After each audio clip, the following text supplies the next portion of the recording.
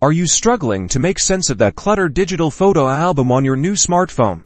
Let's simplify and organize it. First, open your phone's photo gallery app. You'll see all your pictures, but perhaps not in the most logical order. Look for a select or edit option. This usually allows you to choose multiple photos at once. Tap and hold on one photo, then drag your finger across others to select a group of related images, like those from a specific event or day. Now, find the option to create a new album or folder. This is typically represented by a plus icon or a folder symbol. You'll be asked to name your new album. Choose a descriptive name, such as Summer Vacation 2023 or Birthday Party. With your album named, confirm the action to move the selected photos into it. They're now neatly organized. Repeat this process for different sets of photos, creating albums for trips, family, or projects. You can now browse your photos much more easily, finding exactly what you're looking for in seconds. Congratulations, you've successfully organized your smartphone photos, making your memories accessible and enjoyable again.